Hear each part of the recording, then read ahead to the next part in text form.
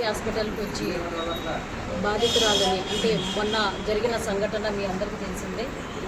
పెద్ద పెండేకల గ్రామానికి సంబంధించి బాధితురాలని పరామర్శించడం జరిగింది. ఈమె పైన నరసింహులు అనే వ్యక్తి, కలారి నరసింహులు అనే వ్యక్తి ఈమె పైన అంటే తీసుకెళ్ళి నమ్మించి నిన్ను ఊళ్ళో దింపుతానని చెప్పి తీసుకెళ్ళి ఆమె పైన అత్యాచార యత్నము, అదేవిధంగా హత్యాయత్నం జరిపాడని చెప్పి అమ్మాయి చెప్తుంది. ఎందుకంటే ఆ అమ్మాయికి డౌట్ వచ్చిన వెంటనే ఆ బండి స్కూటీ మీద నుంచి కింద పడిపోయి ఎలాగైనా తన ప్రాణాలు కాపాడుకోవాలనే ఉద్దేశంతో మెయిన్ రోడ్డుకి పరిగెత్తి ఇంకా వచ్చిన వాళ్ళని అడుక్కొని అమ్మాయి సేఫ్గా ఊరికి వెళ్ళి జరిగింది. నిజంగా ఇది చాలా బాధాకరం. ఎందుకంటే మనం చూస్తుంటాము చాలామంది గ్రామాల్లోన ఆడపిల్లలు అయితేనేమి, పెద్దవాళ్ళు అయితేనేమి, మహిళలు అయితేనేమి అందరూ కూడా పొలం పనులకి వెళ్తుంటారు. అంటే వాళ్ళ సొంత పొలాలున్నా కూలీ పనులకి వెళ్ళినా 7-7:30 ఆ టైంలోనే వస్తుంటారు, 6గా వస్తుంటారు. కానీ ఈ సంఘటన జరిగిన తర్వాత చాలామందికి భయం అనేది ఏర్పడుతుంది.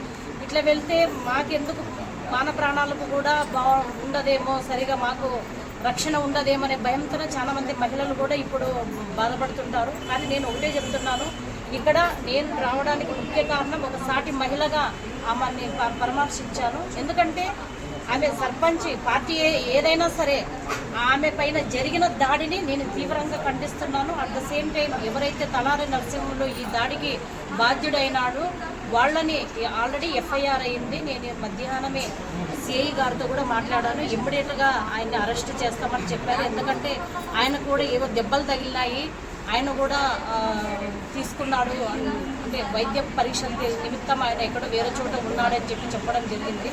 మేము ఒకటే చెప్పాము సిఐ గారికి, ఇది ఉమ్మడి ప్రభుత్వం. చంద్రబాబు నాయుడు సారు ముఖ్యమంత్రిగా ఉన్నప్పుడు ఏ మహిళ పైన దాడులు జరగడం అనేది ఆయన సహించారు. ఎక్స్పెషల్లీ మహిళా హోమ్ మినిస్టర్ ఉన్నారు. మహిళా హోమ్ మినిస్టర్ అండ్ ఇప్పుడుండే గవర్నమెంట్ కూడా చాలా స్ట్రిక్ట్గా ఉంది. కాబట్టి ఇలాంటి దాడులు ఏవి జరిగినా కూడా ఇమ్మీడియట్గా ఆ బాధితులకి కఠినమైన శిక్ష పడాలని చెప్పి నేను ఇక్కడ డిమాండ్ చేస్తున్నాను. అట్ ద సేమ్ టైం ఆ శిక్ష పడే విధంగా కూడా మేము చేస్తాము. ఎందుకంటే వీళ్ళని చూసి ఇంకొకరు ఎవరు కూడా ఇట్లాంటి దాడులకు తెగపడడానికి వాళ్ళు భయపడాలి. ఇది చిన్న విషయమే కావచ్చు. ఎందుకంటే ఇప్పుడు కుటుంబం మొత్తం ఒక పరువుకు సంబంధించిన విషయం, వాళ్ళ పరువుకు సంబంధించిన విషయం. వాళ్ళు చాలా పరువుతో బతికే వాళ్ళు. రేపొద్దున పలానా వ్యక్తి భార్య, పలానా వ్యక్తి కోడలు, పలానా వ్యక్తి కూతురు ఇట్లా జరిగిందంట అంటే వాళ్ళు కూడా చాలా బాధపడుతుంటారు కదా. కాబట్టి ఎవరైనా కానీ ఖచ్చితంగా కఠినమైన శిక్ష విధిస్తాం. అక్కడ ఏ హోదా కానీ ఏ పార్టీకి కానీ సంబంధించింది కాదు.